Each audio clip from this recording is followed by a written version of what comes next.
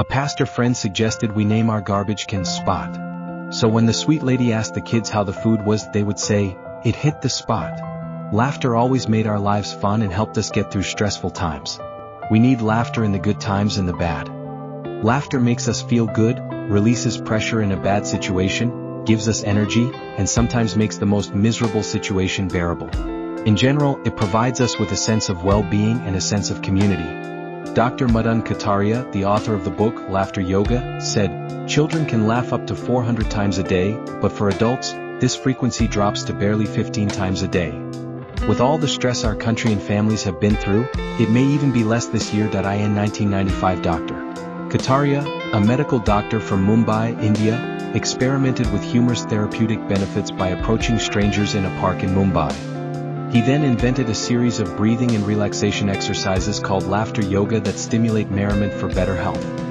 Since then, thousands of social laughter clubs have been launched in 65 countries, including the United States. Some physicians prescribe laughter classes to the sick, elderly, young, and healthy for their stress-reducing effects. It is proven that voluntary laughter provides the same physiological and psychological benefits as spontaneous laughter. There are physical benefits of laughter. They include reducing stress hormones, strengthening our immune system, cardiac conditioning, lower blood pressure, especially in women, and cleaning the lungs, which can aid in respiratory problems. Good reason to add laughter to our lives daily, right? When I added up the amount of laughter in my life, I found that most people I spend time with like to laugh. As inspiration, I look no further than my friends and family. My neighbor and friend are one particular person who inspires me. She is engaged, curious, strong, beautiful, and fun at age 89.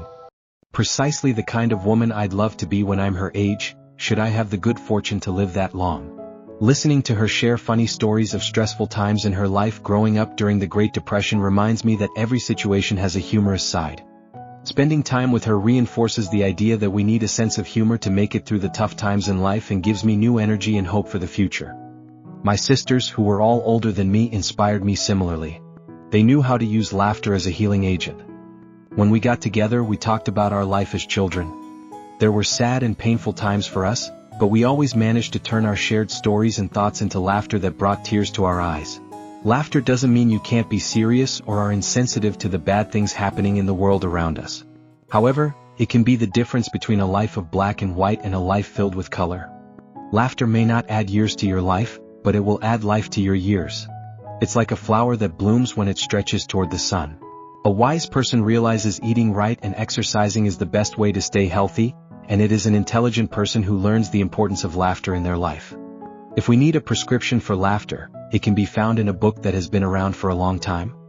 A Bible verse in Proverbs reminds us that joy is essential to a healthy life.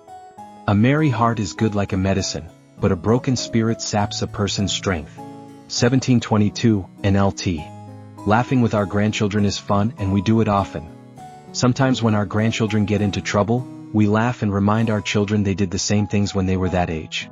But, for some reason, they don't always think that's funny. However, being a role model for our adult children has meant demonstrating how to live well and be happy in good times and bad. Teaching them always to have a sense of humor. A thriving prayer life acts as a guiding light for parents. When they embody this spiritual practice, their children observe and learn, forming their own relationship with faith. Through daily prayers, families build a foundation of love and resilience, fostering open discussions about values and beliefs. As parents model this devotion, they inspire the next generation to cultivate their own spiritual journeys, creating a legacy of faith.